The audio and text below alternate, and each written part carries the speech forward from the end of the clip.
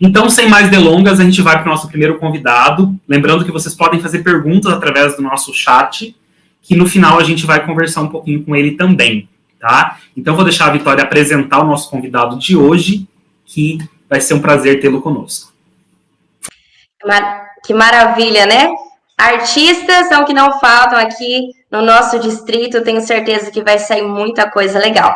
Esse projeto é a cara da família Rotária, é uma união de forças para transformar o nosso presente e cuidar do nosso futuro. Nesse momento, convido o Dr. Júlio Rezende, ele trará o tema Sociedades Sustentáveis e Pegada Ecológica.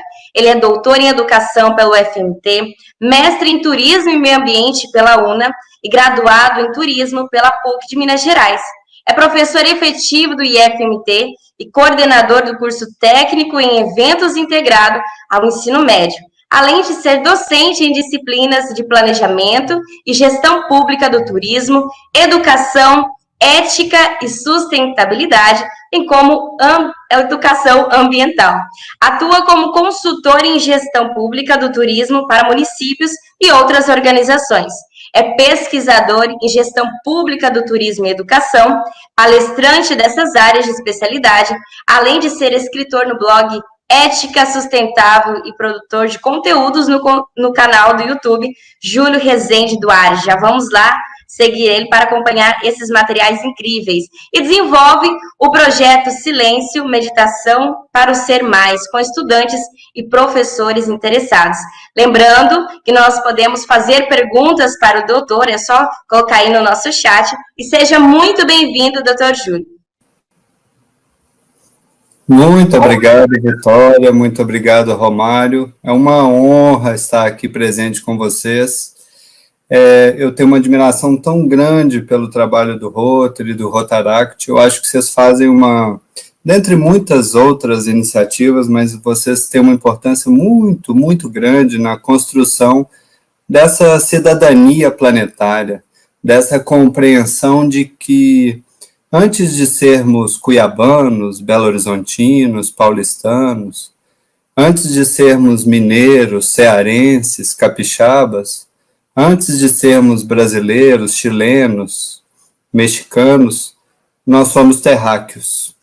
Nós estamos vivendo uma fase em que a gente está, aos poucos, compreendendo essa cidadania planetária, e o Rotary tem um trabalho muito importante nessa linha. Quando eu era pré-adolescente, nós recebemos lá em casa alguns intercambistas do Rotary. Foi transformadora a experiência. Me lembro de uma australiana, que ficou por volta de 2 meses. Depois nós tivemos uma francesa também, por alguns meses. E mais adiante eu fiz intercâmbio, não fiz pelo Rotary, mas o intercâmbio do outro lado da Terra, eu fui morar na Nova Zelândia, me transformou radicalmente, né? Em direção a essa compreensão de que, por um lado, o ser humano é totalmente diverso culturalmente. Então, cada um tem uma forma de compreender o mundo, uma música, uma comida, e, ao mesmo tempo, por dentro, nós somos muito semelhantes, né? E nos mais variados países do mundo, por dentro, a gente chora, a gente ri, a gente tem dificuldades, a gente tem inteligências, a gente tem capacidades de achar soluções incríveis.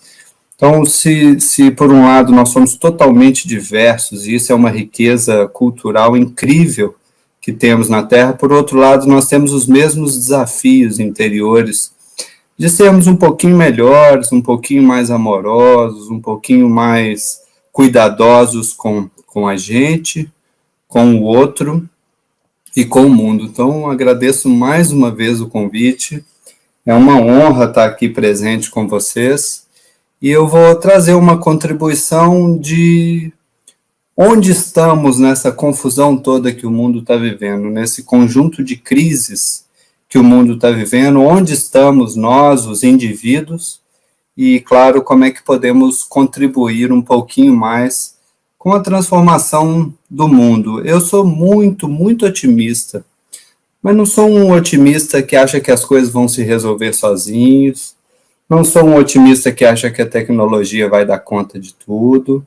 Eu sou um otimista a partir do trabalho, e a partir principalmente do trabalho colaborativo.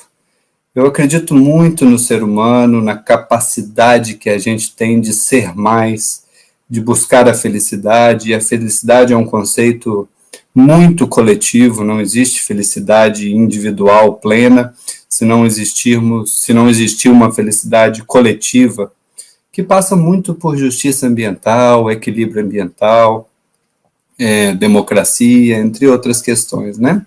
Então, agradeço mais uma vez a presença, estou disponível para as perguntas e eu vou aqui, então, trazer um pouco de uma reflexão que eu acho que é importante a gente fazer, como estamos situados em meio a essas crises, né? E como podemos contribuir para a gente construir sociedades mais justas, mais pacíficas, mais democráticas, e, claro, em que o planeta Terra, esse lugarzinho lindo que a gente mora, que o planeta Terra esteja mais equilibrado. Então, vamos que vamos.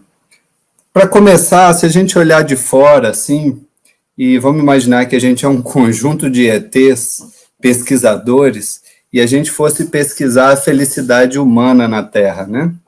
Talvez se a gente fosse, um primeiro passo metodológico, se a gente fosse pesquisar as redes sociais, talvez a gente descobrisse que a Terra é um planeta muito feliz, que as pessoas são muito felizes, né?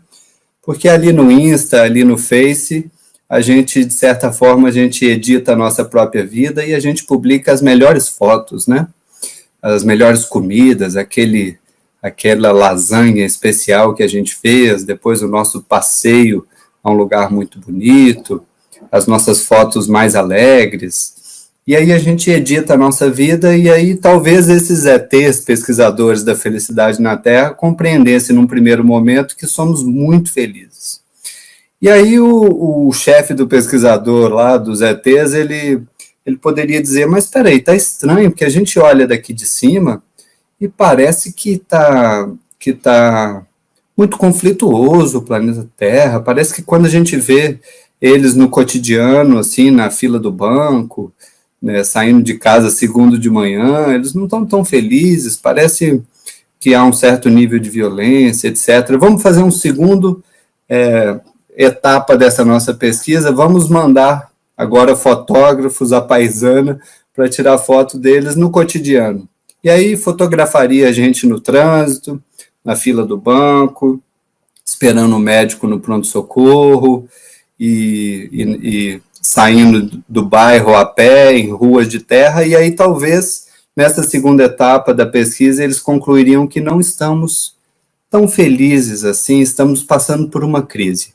Eu diria que é uma crise humana, né? Uma crise, podemos chamar de crise planetária, mas é mais do que planetária, é uma crise humana. Já já eu reflito um pouco mais sobre isso. Muito bem. E como vivemos nesse mundo de hoje, né? Trago aqui um pouquinho, rapidamente, a psicanálise para a gente compreender um pouco, assim, do quão pouco controle temos sobre nós mesmos, né? A psicanálise usa essa imagem de que o nosso inconsciente, tudo aquilo que a gente não compreende bem, não vê muito bem, é como se fosse o oceano inteiro.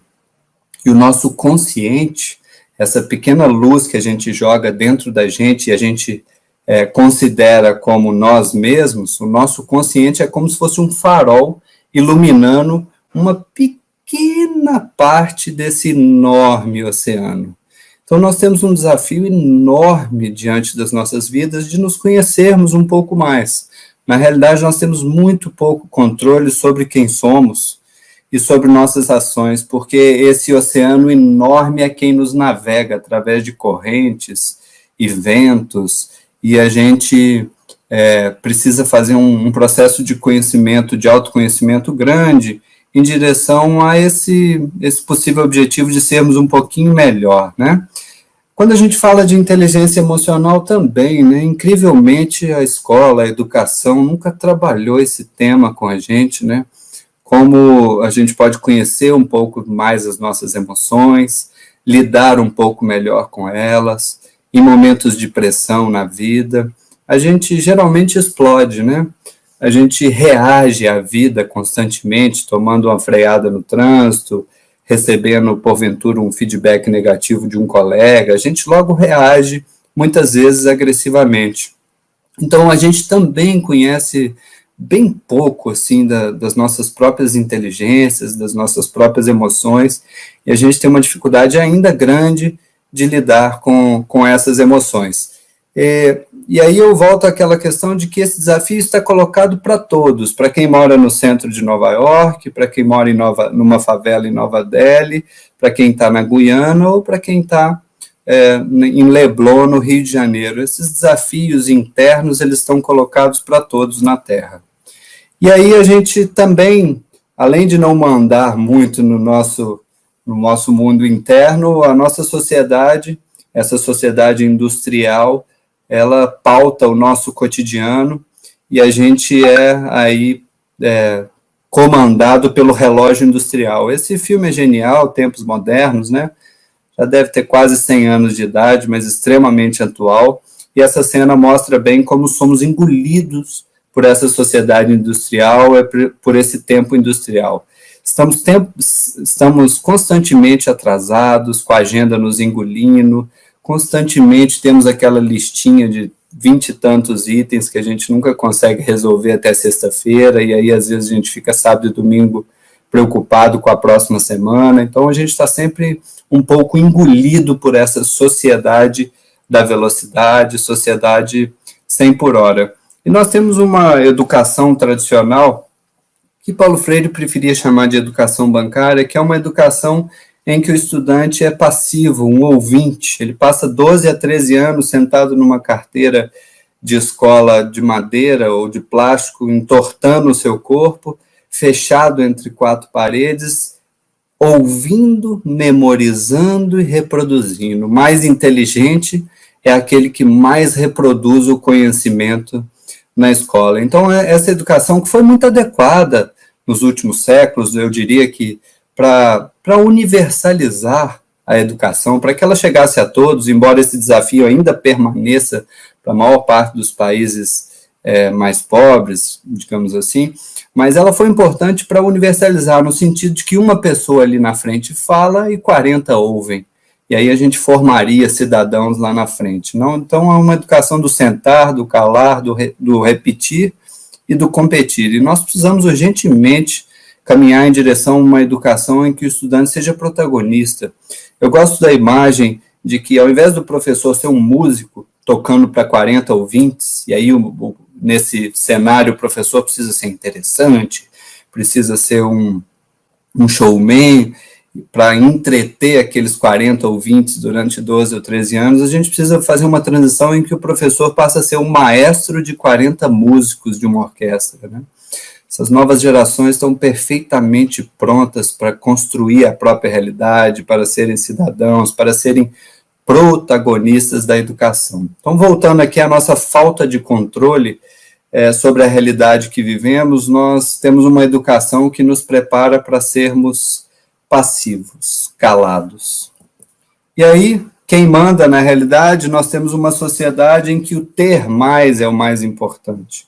A gente é orientado, seja pelas mídias, pelos amigos e às vezes pela família, a buscar incessantemente o ter mais, a buscar incessantemente a felicidade através do consumo, dos produtos. E é claro, por um lado, a gente está num beco sem saída, porque é muito bom ter uma casinha, é muito bom ter um celular moderno, é muito bom poder viajar. Eu acho que faz parte de uma vida potencialmente digna, mas ao mesmo tempo a felicidade parece não estar exatamente, somente aí, tem muitas outras questões, e é claro que esse estilo de vida do consumo excessivo, do ter mais, gera grandes impactos sobre o planeta Terra e sobre as sociedades. Então, como é que a gente vive nessa sociedade? A gente vive em fuga, e a publicidade que é formada por grandes filósofos ali dentro do marketing, ela nos entrega conceitos, né? A publicidade, por exemplo, não vende carro. Se ela vendesse carro, a propaganda seria assim: compre um carro, você vai poder ir para o trabalho na hora que você quiser, não vai tomar chuva, não é? Seria assim, mas não, ela vende conceitos, ela identifica os vazios que existem dentro da gente, e existem vários vazios, e ela passa a vender conceitos que, teoricamente, preencheriam esse vazio. Então, esse carrinho vermelho de cima, o nome dele é Um Passo para Longe, né? É o Step Away, ou seja, vivemos uma vida difícil nas grandes cidades, corrida, apressada, de muita pressão, adoecidos, e aí o conceito do carro é um passo para longe. Esse de baixo, o branquinho, é o que faz poeira, o nome dele é Duster, né? Você se imagina logo dirigindo, de vidros abertos, cabelos esvoaçantes, uma cerquinha branca, um cavalo branco galopando, um pôr do sol, né? O que faz poeira, a luz, a entreluz do pôr do sol chegando nos olhos, você logo se imagina naquela cena. Então, você compra um conceito. Embora você vai dirigir o seu carro 99% dentro do trânsito mesmo, parando em sinal de trânsito, sempre com a cabeça 1000 por hora, pensando nos mil compromissos que vocês têm pela frente. E esse laranja não é um carro, é um esporte. Você vai se tornar um atleta, porque o nome dele é esporte ecológico, EcoSport. Olha que coisa maravilhosa, né?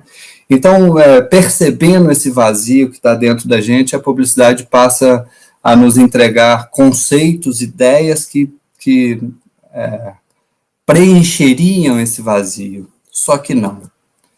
E aí a gente passa, às vezes, a fugir mesmo da realidade, transcendendo na mente, né? Quando a gente entra para dentro de uma sala de aula, que quer que a gente decore 1 milhão de conteúdo, que a educação é muito voltada para um conteudismo, como se fosse assim, educar é decorar a enciclopédia inteira, né, nesse enciclopedismo raso que é a nossa educação. Quando a gente entra dentro desse ambiente, a gente também foge, assim como os escravos lá na senzala, no Brasil, que sofreram todo tipo de violência, eles, ao lutar ou dançar capoeira e cantar as músicas africanas, eles transcendiam a senzala mentalmente e habitavam ali imaginariamente a mãe África. Os nossos alunos e os profissionais também fazem isso. Então, eu trouxe aqui uma capa de caderno, que essas capas são muito importantes para a sobrevivência e para a saúde mental dos estudantes, porque o professor está mandando ele decorar o quadrado da hipotenusa, do cateto, de não sei o que lá mais da quantas, e ele está aqui com a capa de caderno, com uma praia maravilhosa, transcendendo daquela sala de aula cinza, quadrada e mal cheirosa. E eu trouxe aqui um desktop também, a pessoa está ali trabalhando, precisando vender seguro, bater metas, muita pressão da empresa, e a capa do desktop dele é talvez onde a alminha dele gostaria de estar naquele momento. E é claro, mais uma vez a publicidade, ela está vendendo essa fuga o tempo todo e essa pausa. Então esse chocolatinho aí vende exatamente, ele não vende chocolate. Ele, mesmo porque nem tanta qualidade tem assim, mas ele vende uma pausa, um break. E aí eu descobri essa foto aí do caderno inflável. Oh, que coisa maravilhosa se a gente pudesse ter um caderno desse para dar aquela aconchegada, né? Para pelo menos, já que a escola vai nos obrigar a ser passivo 12 ou 13 anos, pelo menos a gente fica deitadinho numa coisa macia ali, né? Deixando a escola nos transformar em zumbi. Muitos ela não consegue, muitos de nós somos rebeldes, subversivos, a gente continua feliz por dentro, querendo viver a vida lá fora, a gente só espera o sinal bater para a gente voltar a ser feliz. Como diz o Mário Sérgio Cortella, não é que eles não gostam das escolas, não, eles só não gostam das nossas aulas, mas é uma realidade que, enfim, a gente vive, né? Essa realidade de um cotidiano muito corrido, de muita violência, de muita pressão, e às vezes a gente passa a fugir da realidade. Então tem esse restaurante aí no mundo inteiro que chama TGI Fridays, que é Thanks God It's Friday, que é graças a Deus que é sexta-feira. Então, sexta-feira não tem gripe que te pegue, não tem dor de cabeça que te pegue, né? E o contrário também, domingo, Nossa Senhora, o dia vem escurecendo, já bate aquela depressão, você já passa na geladeira, pega um copo de Coca-Cola de 1,5 litro de puro açúcar, já vai para o sofá e fica ali curtindo aquela depressãozinha de domingo, porque no outro dia é segunda-feira. Ainda vem um programa de televisão e te oferece o fantástico show da vida, né? No momento que você tem menos energia para viver a vida, vem um programa de televisão e te oferece o show da vida, uma baleia batendo a cauda, a água quase respinga na sua cara, espetáculo das baleias na Antártica e o canto das baleias, né? E a gente ali no sofá deprimidão. E o turismo tem duas grandes dimensões. Primeiro, de ser o hospital do mundo, de ser uma fuga da realidade, e ao mesmo tempo de encontro também, né? De encontro com a beleza da vida, com as pessoas, com a textura do mundo, com os sons, com as cores, com as comidas. Então, o turismo também representa um pouco essa realidade que vivemos. Muito bem, voltando aqui ao nosso planetinha Terra, esse é o Homem de Vitrúvio aí, de Leonardo da Vinci, com as proporções áureas, mas no fundo nós estamos mais assim, né? Vivenciando uma crise existencial do quem sou eu, o que eu vim fazer aqui, que estilo de vida é esse, por que eu ando meio zumbi para cima e para baixo, né? Por que eu tenho medo de ficar comigo mesmo? Vivenciamos um conjunto de crises existenciais. E aí, para a gente entender um pouco mais a complexidade da grande crise multifacetada e humana que vivemos, nós temos aqui, por exemplo, 3 panoramas que nos assustam muito. O primeiro panorama é que 5,6 bilhões de pessoas na Terra, ou seja, aproximadamente 80% dos terráqueos vivem com menos de $10 dia. Menos de $10 dia. Essa conta ainda é mais assustadora, vou trazê-la mais em detalhes daqui a pouco. E nós temos, já posso trazê-la agora. Bom, por um outro lado, nós temos aqui 20% da humanidade que consome muito mais do que deveria. Se os 80% estão abaixo de uma linha digna, da vida digna, de consumo, de saneamento básico, de educação, de lazer, de transporte, esses 20%, e eu estou dentro desses 20%, e muitos de vocês também, nós consumimos muito mais do que o próprio planeta Terra aguenta. E aqui embaixo, para começar a falar de pegada ecológica, a gente já produz e consome muito mais do que o nosso planetinha aguenta. A gente passou em 150% a biocapacidade da Terra. Para exemplificar, imagina que num pasto cabem 10 bois saudáveis, a gente está colocando 15, e é claro que esse pasto vai ficando exausto, vai ficando seco, é um pouco a pressão que a gente está dando na Terra. Então, aqui um pouco desses números sobre viver com pouco dinheiro por dia, que é a grande parte da humanidade, vivendo abaixo de uma linha digna, de vida digna, né? Aqui nós temos esse grande desafio da pegada ecológica, enquanto cidadãos de alguns países, principalmente os cidadãos dos países ricos e os cidadãos mais ricos dos países pobres, consomem muito mais do que o planeta Terra aguenta, e dizem que, por volta, os americanos consumiriam, se todo mundo do planeta Terra consumisse igual os americanos, consumiríamos 4 planetas Terras, né? E, ao mesmo tempo, um cidadão lá da periferia de um país pobre, ele tem um impacto muito menor na realidade, porque ele tem um consumo muito pequeno, uma pegada ecológica muito pequena. Eu gosto de trazer essa reflexão, essa é a minha pegada ecológica, eu gosto de trazer essa reflexão porque, ao invés de, num primeiro momento, a gente ficar apontando dedos e apontando culpados, dizendo que o país tal é mais culpado, o banco tal é mais culpado, ou o vizinho é mais culpado pelas crises ambientais, sociais, etc. Aliás, nós estamos num momento muito assim no Brasil. O Brasil está num grande processo terápico, o Brasil tem um passado muito, muito bonito, cultura lindíssima, o maior caldeirão cultural e diverso do planeta Terra, e ao mesmo tempo um passado violento, agressivo com as minorias, um passado que a gente ainda precisa curar esse passado, né? E é importante a gente ir fazendo trazendo à luz os temas e debatendo para a gente fazer esse processo de cura. Então, ao invés, a gente está num momento muito, as redes sociais, de um apontar o dedo para o outro, um criticar o outro, como se a gente fosse dessa forma e fazendo um diálogo. No fundo, não é um diálogo, exatamente, mas é um conjunto de monólogos cruzados, como se fosse um pincher e um chihuahua latindo, todo mundo latindo, as pessoas com pouquíssima capacidade de ouvirem uns às outras, de ouvir os argumentos, de colocar argumentos gentilmente, discordar gentilmente. Então, eu trago a minha pegada ecológica, eu sou educador ambiental há quase 20 anos, e se todo mundo consumisse igual a mim, a gente precisaria de 2 planetas Terra. Então, veja bem, trabalho com isso há mais de uma década, e já tento transformar a minha vida em função disso,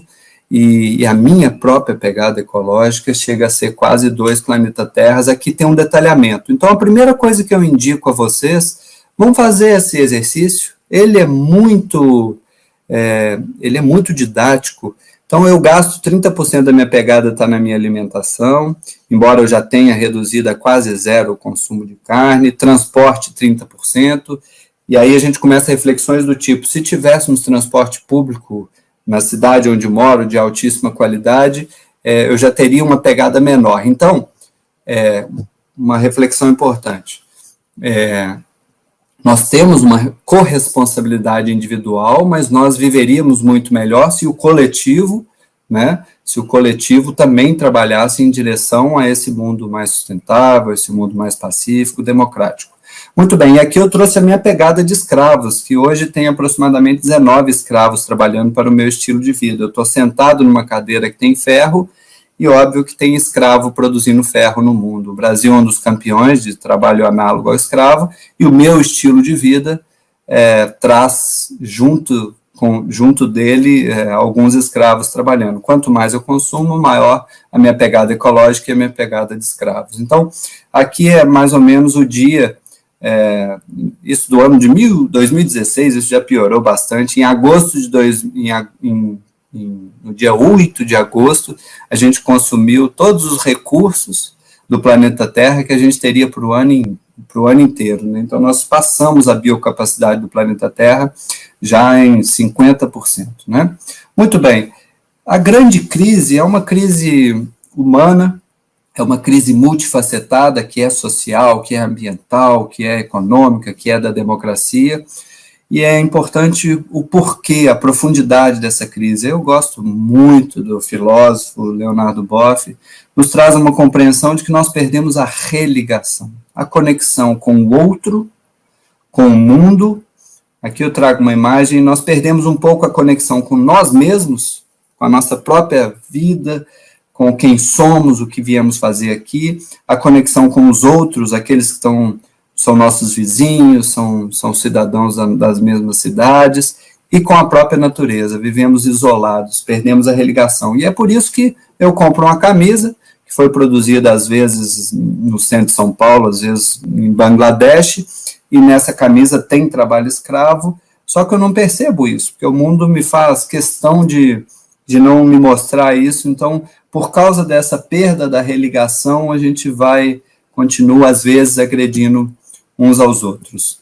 Bom, e a causa profunda talvez seja essa sociedade industrial, uma compreensão de que a felicidade, essa compreensão antropocêntrica de que o ser humano é o que manda na Terra, está no centro do universo, a gente faz da Terra o que a gente bem entende, a gente minera montanhas, a gente transporta rios e a gente consome recursos, a Terra se torna um grande supermercado gratuito de recursos naturais. Ela não é a nossa mãe, a Pachamama, o nosso útero gerador de vida, um lugar que devemos cuidar e zelar. Não, ela é um supermercado gratuito de recursos naturais para a gente cumprir essa tal felicidade conectada ao ter mais, né? E aí lá no interior é um pouco isso, é uma felicidade que está lá fora, é a felicidade do ter mais, que gera uma vida 100 por hora, é uma sociedade conectada, é uma felicidade conectada à competição, que gera uma vida solitária, ao sucesso, esse sucesso da mídia, o sucesso do dinheiro,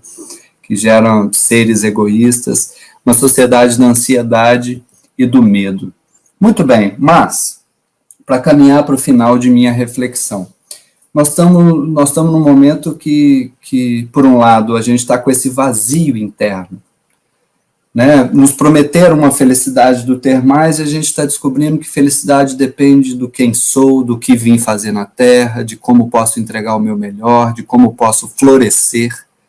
E, ao mesmo tempo, a felicidade está ligada a questões coletivas, né? Não adianta você achar que você vai ser feliz num país em guerra ou num planeta com tantas crises como vivenciamos. Agora, eu sou de duas linhas, grandes linhas na educação ambiental, uma que é capaz de problematizar todas essas questões, essas crises que vivenciamos, e elas são graves, mudanças climáticas são gravíssimas, não dá para negar, né? Não dá para negar. A gente já tem muito problema com isso e vai ter muito mais. Nós precisamos encarar de frente essas questões gravíssimas. E sou de uma outra corrente também, que é a ecologia profunda, que a gente precisa olhar lá para dentro da gente, viver experiências profundas e buscar uma transformação interna do que eu vim fazer aqui e de como eu posso florescer. Tem uma historinha japonesa que fala que o senhorzinho chegou para uma árvore e falou para a árvore: árvore, fale-me de Deus. E a cerejeira floriu por inteiro. Ou seja, ela entregou o seu melhor, ela floresceu. Né? E eu acho que essa é um pouco a nossa missão de vida, é florescer. E esse vazio interno está gerando uma coceirinha. Aliás, todo ser humano tem uma coceirinha interna que é assim: vai ser feliz, individualmente e coletivamente. E quando dá esse vazio, a gente passa a buscar novos horizontes. Então, as pessoas estão buscando, e o ser humano está encontrando soluções incríveis, lindas, seja a permacultura, a bioconstrução, a agrofloresta, seja as medicinas alternativas, seja as redes sociais, os grandes diálogos, sociedade em rede, dando um upgrade na democracia, entre muitas outras questões que estão sendo criadas coletivamente e colaborativamente.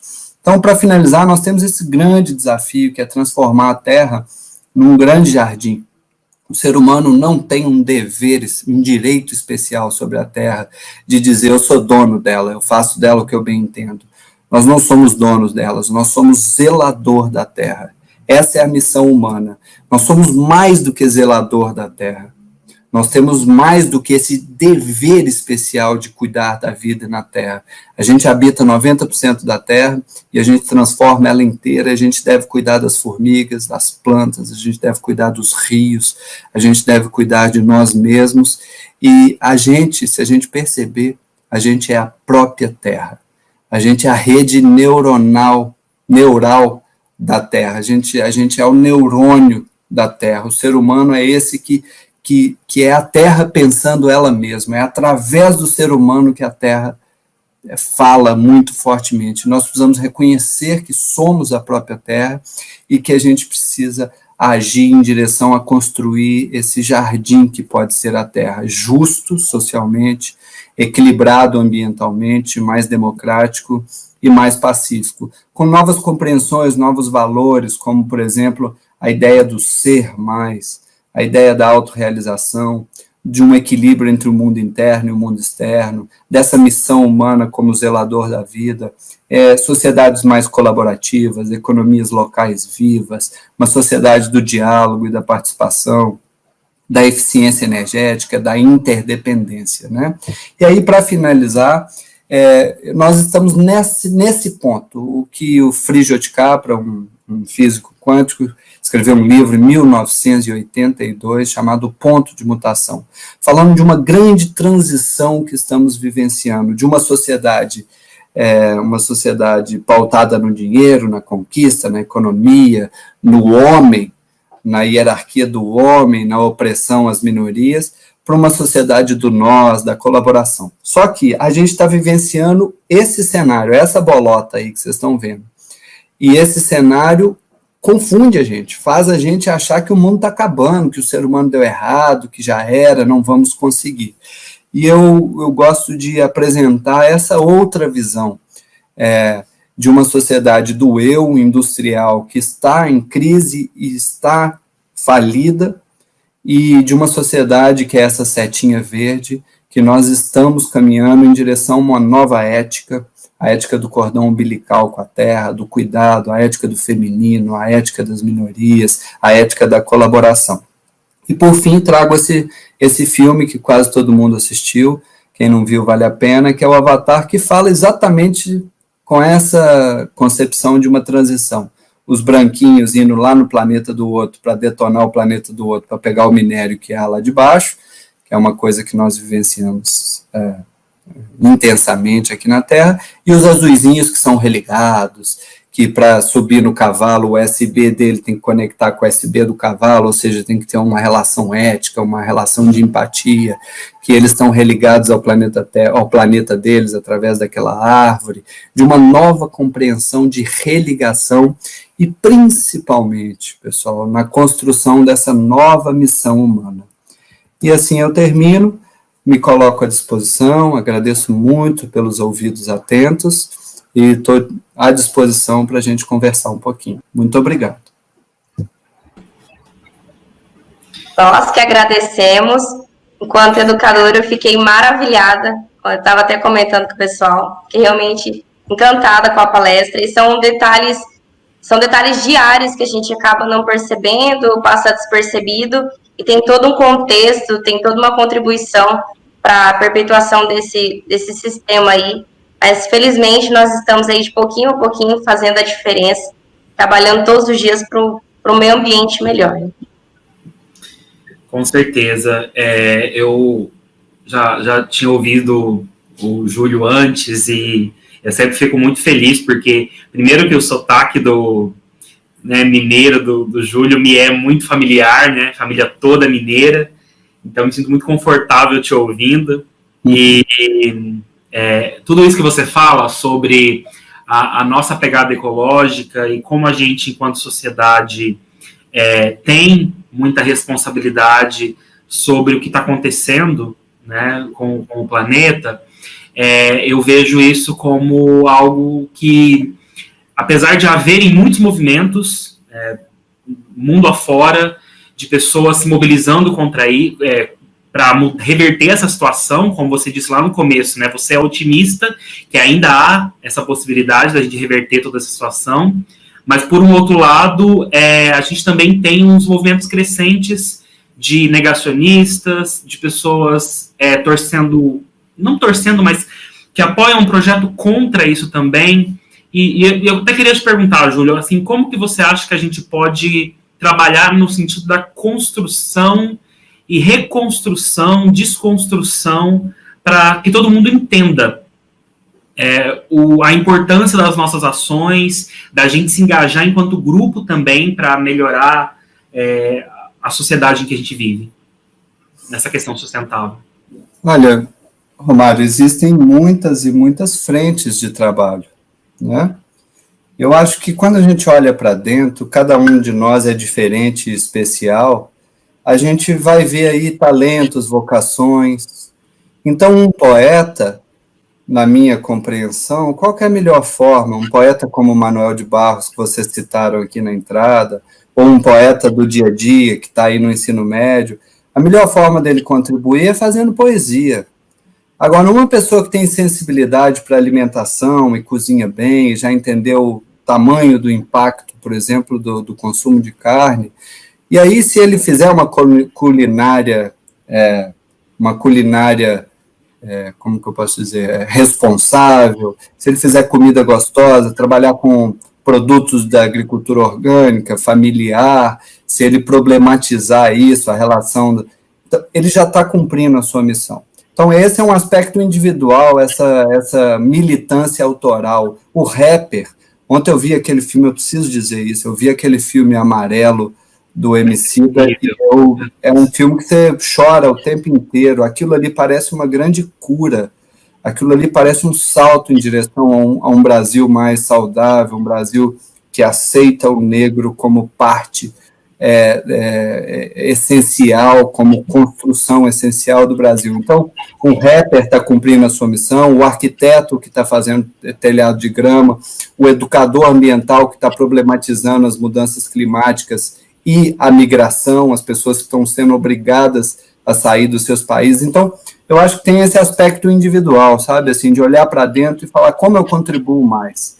Mas precisa ter esse olhar para dentro sensível. Agora, coletivamente, Romário, eu sou muito empolgado com com essa sociedade em rede, com a nossa capacidade de dialogar e de gerar soluções coletivamente. Se o cara inventa uma coisa na Austrália, daí 5 minutos eu posso fazer aqui no interior do Mato Grosso.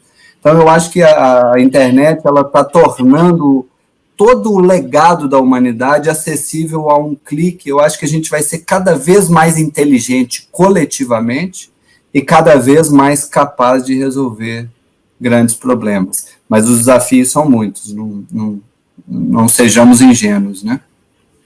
Com certeza.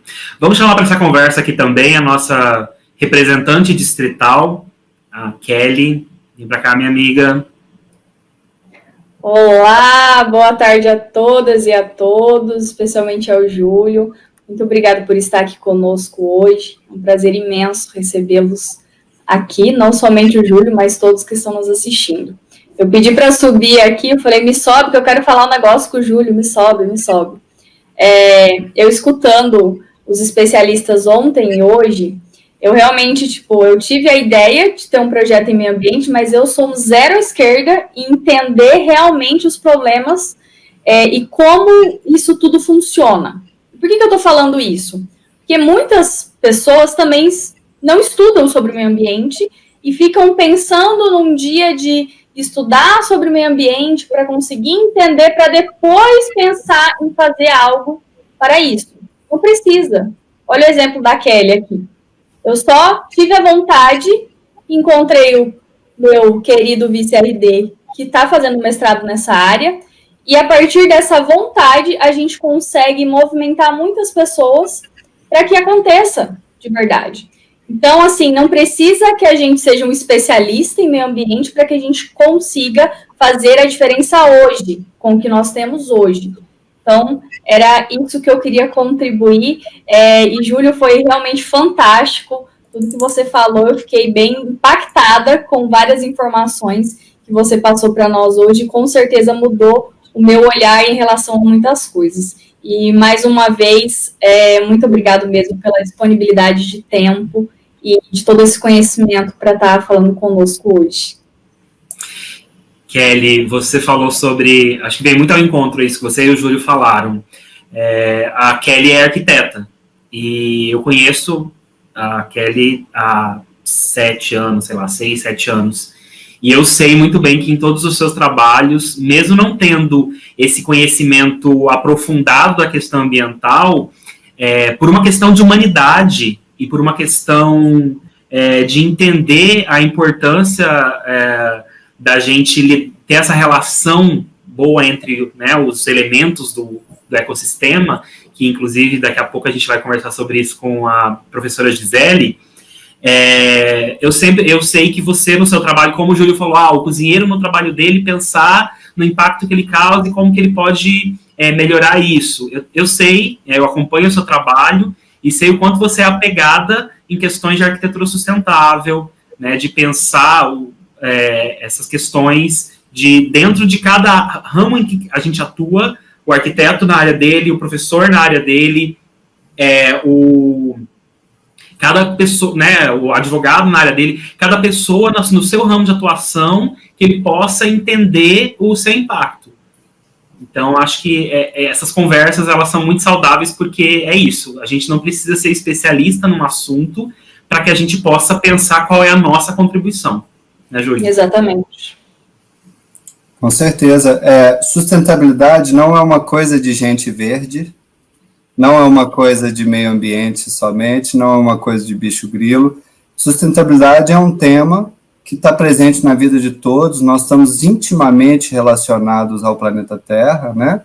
Quando deu aquele estouro lá em Fukushima, a gente entende que o Japão, para se recuperar da Segunda Guerra, fez um pacto nacional, construiu toda a sua indústria e se tornou a potência que se tornou através de muito trabalho, mas através de muita produção e consumo. E a Fukushima é a energia nuclear que eles precisam tanto para esse estilo de vida que eles construíram.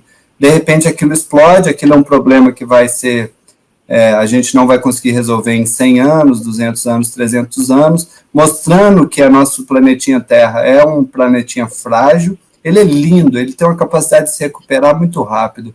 Um pasto que você deixa fechado 15 anos, o cerrado volta lindamente. ao mesmo tempo ele é frágil. E essa radiação lá da Fukushima foi detectada na costa do Chile e na costa da Califórnia. De repente, o salmãozinho que eu como ali no centro de Cuiabá na terça-feira vem da costa do Chile. Não estou falando isso para assustar, mas estou dizendo que estamos todos muito interconectados, né? E faz muita diferença a forma como a gente atua no mundo. Vou dar só um último exemplo rapidinho. Se eu vou, consumo consciente, se eu vou no mercado, eu tenho na prateleira de cima uma manteiga que vem de 2.000 quilômetros de distância, feito por uma multinacional malvada. Vou exagerar aqui nos exemplos, mineiramente eu vou exagerar. E embaixo eu tenho uma manteiga feita por uma cooperativa de famílias felizes a 80 quilômetros da minha cidade. Então, num lançar de mãos, elas custam a mesma coisa praticamente. Eu estou aqui detonando o mundo com a manteiga do mal e eu estou aqui melhorando o mundo com a manteiga de famílias felizes. Então, o meu pãozinho que eu estou comendo de manhã está embutido ou a empresa que maltrata funcionários ou a família feliz que tá fazendo a manteiga feliz. É um exemplo esdrúxulo, é um exemplo exagerado, mas nós estamos intimamente relacionados a tudo.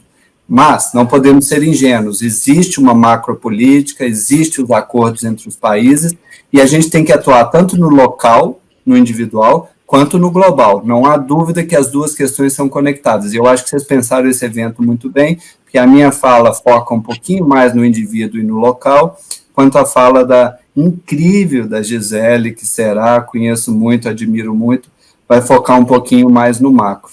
Então, acho que perfeito o desenho seus desse evento.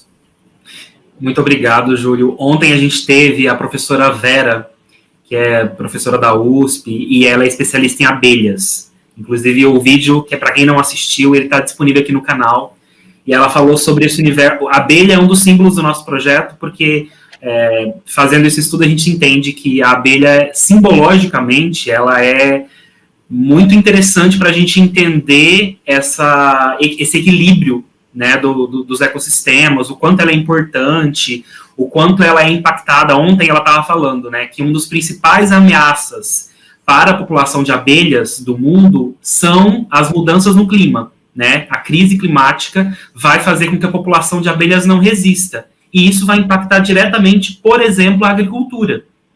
Então, para a gente entender assim, como que todos os elementos estão muito conectados, e por isso a gente precisa não só agir individualmente, mas também pensar em atitudes enquanto sociedade, para a gente construir uma sociedade que consiga permanecer possível para a existência da humanidade. Né? Então, acho que essa nossa conversa ela é muito, muito importante. Bom, então, a gente chega ao final do nosso primeiro tempo aqui. A gente quer agradecer muito, Júlio, muito você mesmo. Quiser deixar os seus contatos aqui também, de como o pessoal te encontra nesse final também. Muito bem, eu agradeço muito. Tenho o meu canal no YouTube, é mais o principal contato. O meu canal é Júlio Rezende Duarte. Tem diversos vídeos, palestras sobre sustentabilidade, sobre educação, sobre outros temas. Tem, inclusive, um que eu gostaria de indicar, que é um documentário que eu fiz sobre a minha tese de doutorado, que eu falo sobre os aprendizados de longas travessias a pé. Nós aprendemos muito sobre o mundo quando a gente caminha nele, toma chuva, conversa com as pessoas, come as comidas maravilhosas, porque o seu corpo está com muita fome, os cheiros. A gente aprende sobre política, história, sobre geografia, sobre os rios, os pássaros, mas a gente aprende também muito sobre o nosso mundo interno, né? Quando a gente caminha, a gente entra em um determinado nível de silêncio interior, a gente vai para dentro da gente, o mundo se apaga um pouco, e a gente começa a se perguntar o que eu vim fazer aqui, né? O que eu vou fazer da minha vida para entregar o meu melhor. Então, quando a gente faz um caminho como o Caminho de Santiago de 40 dias, a gente entra, às vezes, médico e sai jardineiro, a gente entra num relacionamento e sai solteiro, a gente entra morando numa cidade e muda para outra, porque a gente vai para dentro da gente, se aproxima com as nossas intuições, os nossos sonhos, e a gente tem condição de ressignificar a vida da gente, porque a gente passa por experiências profundas. Então, tem um documentário lá chamado O que as Travessinhas Ensinam, que fala sobre isso, e dentre outros muitos vídeos. Mas eu aconselho assim as pessoas a ir para dentro de si. Existem muitas formas, ouvindo música durante 1 hora, de olhos fechados, meditando, fazendo viagens incríveis, tomando banho de cachoeira, conversando com os amigos. Existem muitos caminhos para as pessoas irem para dentro de si, para se aproximar das suas missões, das suas vocações e entregar o seu melhor ao mundo. Eu agradeço muito e sigo disponível. Obrigado, Júlio. E assim, gente, quem está assistindo, eu recomendo de verdade que assista esse documentário.